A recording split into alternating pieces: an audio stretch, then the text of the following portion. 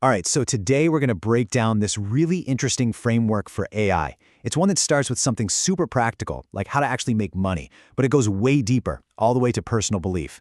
This all comes from the writings of Brian Shahbaz Siroha, and it's this wild mix of the practical and the profound. So let's dive right in. So, let's just get right to the heart of it with this question. If you're anything like me, you're probably using tools like ChatGPT, right? They're incredibly powerful. But are you actually making any money with it? I mean, really. For a lot of us, the honest answer is probably no. And that's the exact problem we're going to dig into today. Okay, so what is the deal here? What's getting in the way? Well, the author has a name for it, the AI monetization gap. And it's exactly what it sounds like, that huge, kind of frustrating gap between knowing how powerful AI is and actually, seeing any cash from it.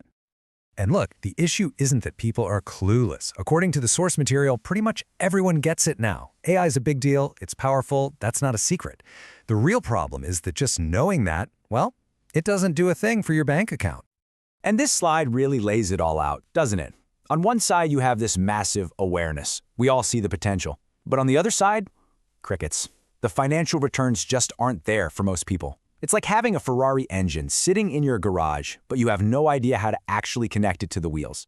And this is exactly where so many of us, creators and entrepreneurs alike, just get totally stuck. So what's the author's diagnosis? It's not the tool, it's not your awareness. The real problem, and the quote here is a little tricky, is about your systems. The point is, without the right process, the correct system in place, all that AI potential is basically useless when it comes to making money. All right, so if a broken system is the problem, then obviously a better one is the solution. So, what does that look like? Well, the author gives us a really specific strategy to start getting some actual returns. And the main idea here is surprisingly simple. Basically, stop trying to reinvent the wheel. Seriously.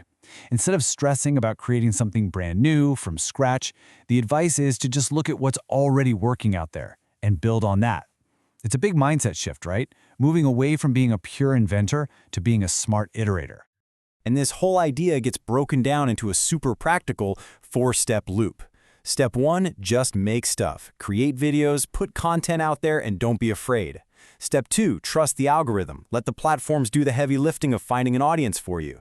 Then step 3 is key. You just watch and gather data. See what hits, what resonates, what people are actually engaging with. And that leads to the last step, which is just refine and repeat. Find what works and make more of it. Create, test, analyze, and go again. And what this does is it creates this incredible feedback loop. You stop trying to guess what your audience wants. Instead, you let the data tell you exactly what they want. You're not hunting for that 1 in a million perfect idea anymore. You're just letting your audience guide you straight to success by doubling down on what they already love. But look, having a great strategy is one thing. Actually doing it is another. A great game plan is totally useless if you don't have the right mindset. And that brings us to the next piece of the puzzle, what the author calls the creator's mindset. Think of it like the psychological fuel you need to actually make this engine run. And where does it all start? With these 3 simple words: don't be scared. I mean, that's it. That's the first step. The fear of what people will think, the fear of failing, of not being perfect, that's the stuff that stops most of us before we even start. And according to this framework, getting past that, it's absolutely non-negotiable. Okay, so you've started. You're not scared anymore. But now you have to keep going. And yeah, that line is totally from a Journey song, but it's used here to make a really important point about persistence. This whole creator thing is a roller coaster, right? There are going to be highs and lows. And the author's point is you have to hold on to that belief in what you're doing, especially when it feels like everything's going wrong.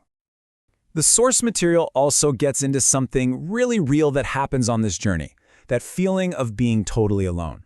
There's a specific line about how sometimes we feel that we're not in love when you're alone, which really points to that deep sense of disconnection that can hit you.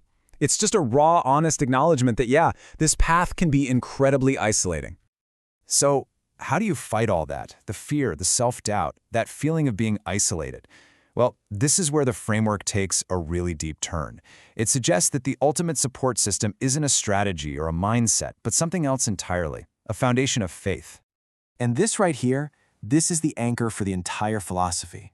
The quote, "For I am with you," as Jesus said, is presented as the direct answer to that feeling of being alone. It completely reframes the whole creative process, grounding it in a spiritual belief that you're never actually by yourself, which is meant to pull out that fear and isolation by the roots. And interestingly, the author's final message isn't some big call to action or a final strategy tip. It's simply a blessing. Peace be with you. It's a very calm, very reassuring way to wrap up a framework that took us all the way from the nuts and bolts of making money to the very depths of personal faith. So there you have it. We started with a very practical problem, the monetization gap, and traveled through a data-driven strategy, a mindset built on courage, and landed on an anchor of deep personal faith. It's a really powerful reminder that a lot of the time, the biggest things holding us back aren't technical, they're personal. So the final question this whole explainer leaves me with, and maybe you too, is, what's the real anchor for your work?